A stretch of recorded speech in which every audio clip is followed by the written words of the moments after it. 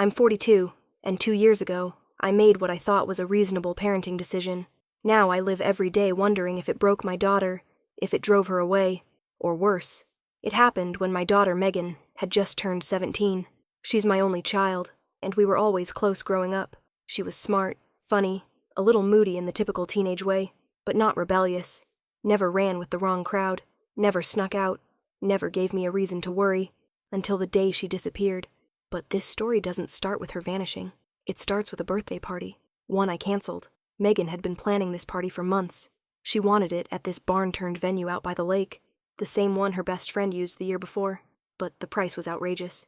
Between the rental, the catering, decorations, and a DJ she insisted was a must, it was going to cost over $3,000. I told her flat out it wasn't happening, not because I didn't love her or want her to celebrate, but because we simply didn't have the money. I'm a single dad. Her mother died when Megan was 6, and since then it's just been the two of us. I've worked overtime for years just to keep us afloat. When I told her no, Megan lost it. Said I was selfish. Said her mom would have made it happen. That part hurt the most. She knew how to twist the knife. I offered to throw her a smaller party at home, invite her friends, let her decorate however she wanted, but that wasn't good enough. She screamed, told me I never let her have anything nice, said she was sick of always being the poor kid in her group, that I made her life miserable. That was our last real conversation. 3 days later she was gone. She didn't take much, just a backpack, her school laptop, and a few clothes. No note, no call, just vanished. I filed a missing person report that night. The police searched for weeks. Nothing. No phone pings, no sightings, no trace. And here's where it gets weird. A month after she disappeared, her phone was found at a rest stop 2 states away. It was wiped clean, completely factory reset.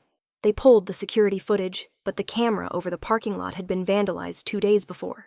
I spent the next year putting up posters, talking to news stations, joining missing children forums. Nothing. Megan had simply vanished into thin air. The case went cold, until my 42nd birthday. That morning I got a card in the mail. No return address.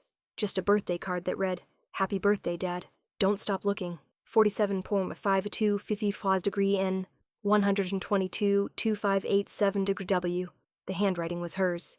I stared at the card for a long time. The handwriting, the slight slant in the D in Dad, even the way she dotted her eyes with little circles. It was Megan. No question in my mind. I hadn't seen her handwriting in nearly 2 years, and yet, the second I looked at it, I knew. It wasn't a copy. It wasn't forged. It was hers. And that message? Don't stop looking. I dropped the card twice because my hands were shaking so hard. Then I opened Google Maps and typed in the coordinates. It led to a place just outside of Seattle, Washington, an old industrial area on the outskirts of the city, warehouses, train tracks, storage yards. I live in Nevada, so this was hundreds of miles away, but I didn't even hesitate. I called in a favor at work and my boss I needed a week off, packed a bag, locked up the house, and hit the road. That I didn't even tell anyone where I was going, because honestly, it felt insane. My daughter had been missing for 2 years. The police believed she was a runaway, maybe even trafficked, and here I was chasing a birthday card with a set of GPS coordinates like I was in a movie, but something in my gut said I had to go. I arrived 2 days later, exhausted and barely holding it together. The coordinates led me to a chain-link fence with a faded sign, "Lunar Freight, unauthorized entry prohibited." The place was abandoned, or at least it looked that way. There were 6 massive warehouse buildings, all rusted, surrounded by overgrown weeds. The main gate was locked with a thick chain, but the fence had a section near the back where someone had clearly cut through and bent it open, just wide enough to squeeze through. I hesitated. My hands were shaking again. Not from fear, exactly, but from hope. Hope I didn't want to believe in too much, because what if this was some sick prank? What if someone had faked her handwriting? Or worse, what if it was her, and she was in trouble? I climbed through the fence. The air inside the yard felt heavier, like the whole place had been holding its breath for years. I followed the GPS down to the very end of the property, toward the 6th warehouse. The door wasn't locked, just slightly cracked open. Inside, it was pitch black. I used the flashlight on my phone, sweeping the beam across old crates, pallets, a busted forklift, and something on the wall, a word, spray paint in thick black letters. Dad. Just that, one word. Below it, taped to the wall with green painter's tape, was a folded piece of paper. I peeled it off with trembling fingers and unfolded it. Inside was another note, again Megan's handwriting. Almost there. Please don't give up on. And beneath that, another set of coordinates. I don't remember walking out of that warehouse. I just remember the wind picking up, the smell of rust and wet concrete, and my legs moving like they weren't mine. The second coordinates pointed to a location about 40 minutes east, still in Washington, but out in the woods, near a lake. The name gave me chills. Echo Pines. It sounded like something out of a missing person documentary. The roads got worse the closer I got. Pavement turned to gravel, then to dirt. My rental car wasn't made for the kind of terrain. GPS kept cutting it, but I followed the path, inching along, until it led to a small clearing at the edge of a forest trail. No signs, no cabins, no other cars, just trees, stretching out in every direction. And right there, nailed to a tree at the trailhead, was a small, weather-worn wooden sign. It simply read, Megan's Trail. I couldn't breathe. I looked around, thinking maybe I was being watched. Maybe this was some elaborate setup. But there was no one. Just the wind, the quiet hum of bugs in the brush, and the eerie stillness of the trees. The trail looked barely used. Grass grew between the tire ruts, and branches had fallen over parts of it. I walked anyway, scanning every tree, every rock, every shadow. After about 20 minutes, I came across a makeshift bench carved from a log. There was something sitting on it, wrapped in a Ziploc bag, weighted down with a small stone. It was another note, and this time, it wasn't just words. There was a picture. The photo was grainy, clearly printed from old phone, but it was her, Megan, sitting at a campfire, wearing the same hoodie she had when she left. Her face was thinner, her hair longer, but it was her, and behind her, blurry but visible, was someone else, a man, middle-aged, bearded, face turned mostly away. I could barely make out anything specific, but the shape of him was clear. He wasn't a teenager, he wasn't a peer, he was a grown man, and I felt my stomach. The note beneath the photo said, he wasn't who I thought he was. I don't know how to get out, but I'm trying. My knees buckled. I sat down hard on the dirt. It wasn't a game. Megan had been alive this entire time, and she was trying to escape someone. I sat there for a long time, clutching the photo and note like they might vanish if I blinked. This wasn't some angsty runaway story. This wasn't her punishing or canceling a birthday. Megan had gotten involved with someone dangerous, and now she was leaving me a trail. I went back to my car in a daze, rereading the note 100 times. She said, I don't know how to get out, so why leave breadcrumbs? Why not just send me an address, a phone number, a cry for help? Unless she couldn't, unless he was watching her, monitoring everything. The thought made my blood go cold. Back at the car, I checked the back of the photo again, just in case I missed something, and there it was, scribbled in faded pen in the corner. 11.3, 9:30, red tree. That's it. No context. Just a date, a time, and a strange phrase. It was September when I found the note. The card had arrived on my birthday, September 6th. This date was just 5 days away. I stayed in town, found the cheapest motel I could. I didn't tell anyone where I was. I didn't want to risk tipping off anyone. I didn't know if he was still in the area. Didn't know if Megan was with him or hiding. But I knew one thing. I was going back to that trail on November 3rd at 9:30. I barely slept for the next 4 nights.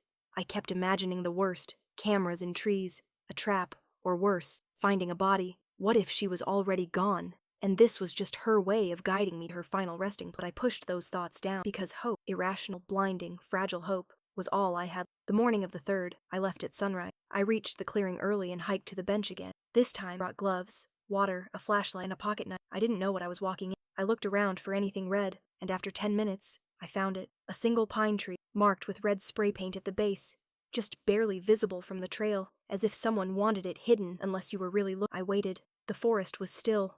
No sounds of footsteps, no snapping branches, just the sound of my own breath. At 9:34, I started to lose hope. Maybe I'd gotten the time, maybe the message wasn't for me. And then I heard it, a soft crunch of leaves behind. I turned, heart racing, and there, half hidden in the trees, was a girl in a gray hoodie, watching me, and she ran.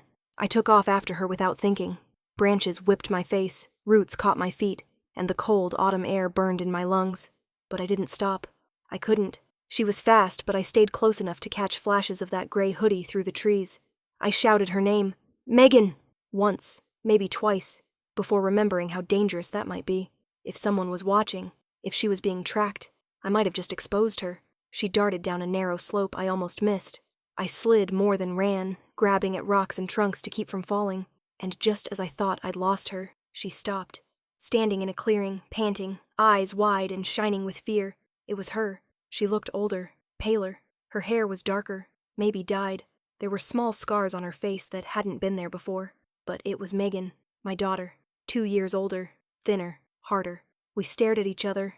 Neither of us spoke. Then she held up a finger to her lips, shh, and motioned for me to follow her. No hug, no questions, just urgency. I followed her down a second trail that was almost invisible from the main one. We stayed low, ducking behind rocks, weaving through dense brush until we reached a crumbling wooden structure. Looked like an old hunting shack. She opened a hatch behind it and motioned for me to go inside. I hesitated. She whispered just one word.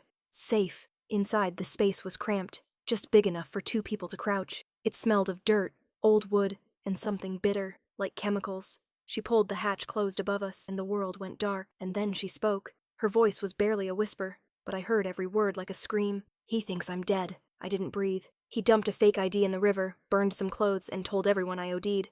That's why no one found me. I couldn't speak. My brain was spinning. Megan had been declared missing, but there was no official death notice. No funeral. Because he lied. Whoever he was. I ran away a week ago. Been hiding here ever since. I couldn't call you. He bugged everything. My phone, my bag, even my toothbrush had a mic in it. But I left the card. I left clues. I knew you'd come. Tears ran down my face. I reached for her hand in the darkness, and she let me hold it. She whispered again, I need your help. He's not done. Then she said something I still haven't told anyone, something that made my stomach drop. He has another girl. I thought I misheard her. I asked, barely audible, what do you mean, another girl? Megan didn't answer at first, just sat there in the dark, breathing fast and shallow, like the words were stuck in her throat. When she finally spoke, it came out in fragments. She's younger, maybe 14, quiet, always scared. He found her online, I think. Same way he found me. My blood turned to ice. Megan explained that after she first ran away, after our fight, after the birthday party, she stayed at a friend's place for a week. But the friend's parents found out, kicked her out, and she had nowhere to go. That's when she met him. His name, she said, was Caleb. Early 40s, charismatic, friendly. Said he ran a non-profit for at-risk youth. Offered her food, a couch, a job helping him with paperwork. She thought it was legit. At first, it even felt safe. Then things changed. He got controlling. Took her phone. Told her it was for her safety. Made her dye her hair.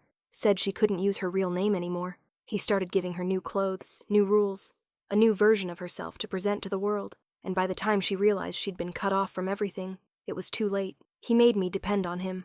Emotionally, financially, then physically. My fists clenched so tight I thought I'd break my own fingers. She didn't say the word abuse, but she didn't have to. I could hear it in her voice, feel it in the way she couldn't quite look at me, even in the darkness. He said if I ever left, he'd find me, and if he didn't, he'd find someone else. And apparently, he had. Megan said the new girl showed up a few months ago. Same story. Caleb rescued her from a bad home life, only this time he kept her even more isolated, rarely let her outside, barely spoke to her in front of Megan. She's just quiet, like a ghost. I think he drugged her. I don't know her real name. I asked where they were staying. She said Caleb had moved them around a lot. Motels, cabins, always temporary. But the last place she remembered, the one they left just before she escaped, was an old farmhouse outside a town called Marion Ridge. I'd never heard of it. She said it was about an hour away. North, wooded, remote. No cell towers. A dead zone on purpose. Then she handed me something she'd hidden in the lining of her hoodie.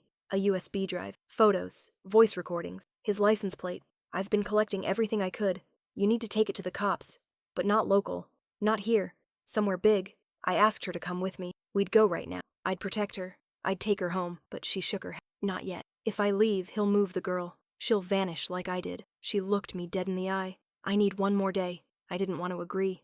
Everything inside me screamed to get Megan out of those woods now, to put her in a car, and drive until she was far, far away from the man who had taken 2 years of her life. But the look in her eyes, that sharp, steady determination, stopped me. She wasn't the same girl who had run away after a birthday. This was someone who had survived something dark, someone who'd planned her escape, who'd outsmarted a predator, and now she was asking me to trust her. She explained that she had managed to track where Caleb kept, said she followed him once, pretending to be asleep, memorizing the road as best she could. It was a rundown white farmhouse, with boarded-up windows and a blue pickup parked in back, but she didn't know the exact address, just the direction, the landmarks, and the fact that he never stayed longer than a week in one place, which meant if we didn't move fast, he'd be gone, and the girl with him. I told her I needed something more. I couldn't go to the police with just directions to a random farmhouse based on memory and suspicion. That's when she handed me a crumpled napkin from her jacket pocket. Written in smeared ink was a partial license plate, 6BRX7. It wasn't much, but combined with the photos and recordings on the USB, it might be enough to get someone to take us seriously. We agreed to meet at a gas station 2 towns over the next day, exactly at noon. She'd hike out of the woods alone, avoid main roads, and wear a disguise. just in case Caleb had someone watching. I didn't like it, but she wouldn't budge. I left the woods around 2 p.m. that and drove straight to a police station in Portland, 2 hours south, far enough from Caleb's reach, big enough that I hoped someone there would. I asked to speak to someone in missing persons.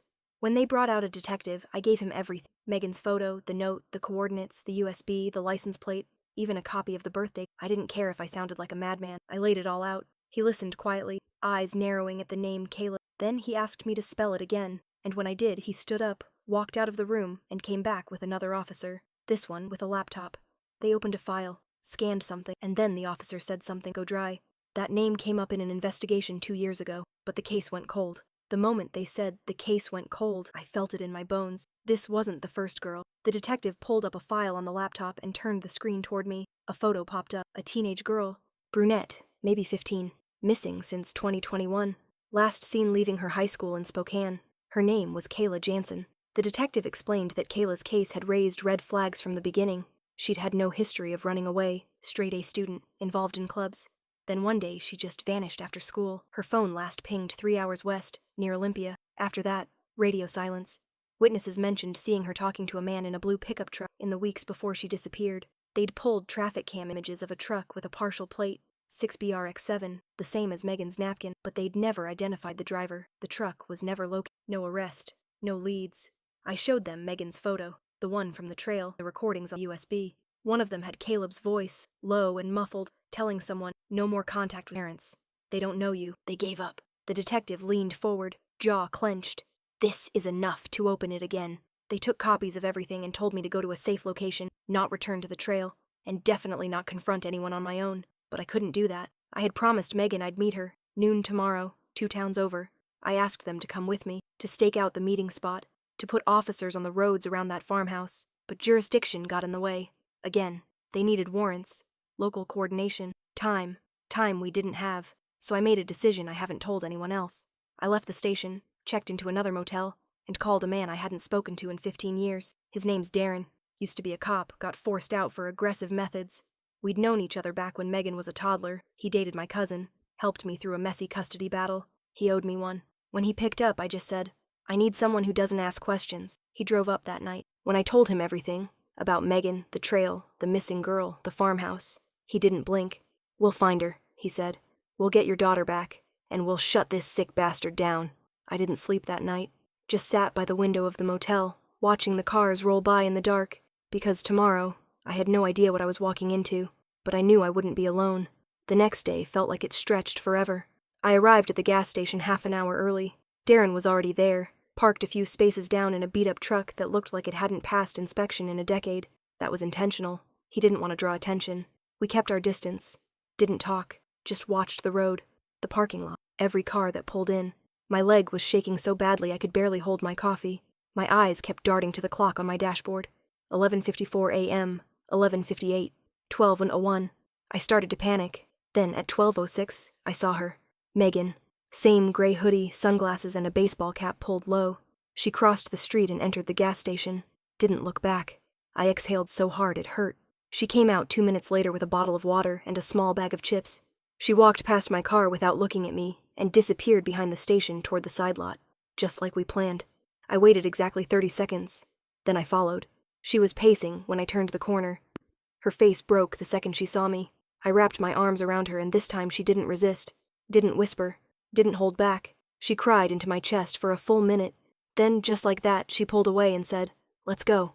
She had memorized the route, landmarks, turns, even the number of mailboxes near the property. She guided us out of town, through a winding stretch of wooded backroads, until we saw it. A white farmhouse, 2 stories, boarded windows, blue pickup in the back. Darren parked half a mile away, off a side trail. We approached on foot through the trees, keeping low. From the hill, we had a clear view of the back of the house. There was movement inside, shadows through the cracks in the boards. Then, just for a second, we saw her, a girl, thin, barefoot, in a faded pink shirt, standing at the back door, looking out like she was trying to see through the slats. Megan gripped my arm and whispered, "That's her." Darren reached into his backpack and pulled out a burner phone. He dialed a number and handed it to me. "This connects to my guy in the state police. I already told him everything. He just needs confirmation before they move in." My heart was racing. My throat was dry. But I dialed. When the voice answered, I said exactly what I was told to. White farmhouse, blue pickup, girl inside, license plate matches. He's here. The line went silent for a second. Then, we're on our way. 20 minutes. But 20 minutes was too long, because the moment I hung up, we heard a door slam. Caleb stepped out onto the porch, and he was holding a rifle. Caleb stood on that porch like he knew, like he felt us watching. The way he scanned the trees, squinting into the brush, it was too deliberate. He wasn't stretching his legs. He wasn't enjoying the view. He was looking for something, or someone. Darren grabbed my shoulder and whispered, "Don't move. Don't blink. If he spots us, this ends ugly." I nodded, heart pounding so hard I thought he might hear it from across the clearing. Megan didn't make a sound, but I could feel her shaking beside me. She was crouched low, eyes locked on that porch, hands clenched into fists. Then we saw the girl again, the younger one. She was standing just behind the screen door, barely visible. She wasn't crying, wasn't making a sound, just watching Caleb with wide, frozen eyes. She looked trapped, not like someone who had been kidnapped in the night, but someone who had been slowly broken down, one rule at a time, until she forgot how to leave. Caleb lit a cigarette, turned and shouted something back into the house, and that's when Darren moved. He stood up, stepped out from behind the tree, and started walking, casually, like he was just a lost hiker who'd taken a wrong turn. Megan and I stayed hidden, barely breathing. Caleb turned and saw him, squinted, raised the rifle slightly, not aiming, but not relaxed either. Darren raised a hand in a lazy wave. "Didn't mean to startle ya," he called out, voice calm. "Road map sent me through here. Private land?" From our hiding spot, I couldn't hear every word, but I saw Caleb lower the gun just slightly. He walked toward Darren, still guarded, still watching. They talked for maybe 30 seconds. Darren pointed in the opposite direction, gesturing like he was trying to figure out how to get back to the highway, and then, sirens. Multiple, from the north, then the south, then from the long dirt road we came in on, flashing lights between the trees. Caleb spun around like he'd been struck. His face went pale. He shouted something into the house and ran back inside. And Darren? He ran straight at the door. The next moments were chaos. 2 marked SUVs tore down the dirt road toward the house. Uniforms poured out. Guns drawn. Commands shouted. Caleb burst through the back door, still holding the rifle, but the second he saw the state troopers, he froze. He didn't shoot, didn't resist. He dropped the gun, raised both hands and got on his knees, and it was over. At least, the part with the girl was okay. Shaken, barely spoke. For a few hours, she was alive. They said she'd been missing for months, reported as a runaway by a foster home in Idaho. They brought in child psychologists, a full investigation team. Caleb was arrested on multiple charges: kidnapping, unlawful assault, possession of registered weapon, and more. Megan gave her statement, quietly, bravely. And when they asked if she wanted to go home with me right then, she didn't hesitate. We drove back together the next day. Just us. No police. No lights. No chaos. Just a long, quiet road, and the hum of tires on pavement. She didn't speak for the first 2 hours. Then, finally, she whispered, "Thank you for not giving up." I reached over and took her hand. Never. Not in a million years. Update. 3 months later. Megan's in therapy now. She's safe, healing. We've filed paperwork to help support the other girl, too. Her name is Ava. She's with a safe foster family, and Megan visits her every week. The USB drive helped reopen 3 more missing person cases. Caleb had been doing this longer than anyone knew. He's facing federal charges now. No bail, no plea deals. He'll never see the outside world again. And as for me, I still keep the birthday card in my wallet, the one that started it all. Coordinates, her handwriting, and that sentence I'll never forget. "Don't stop looking." I didn't, and now, she's home.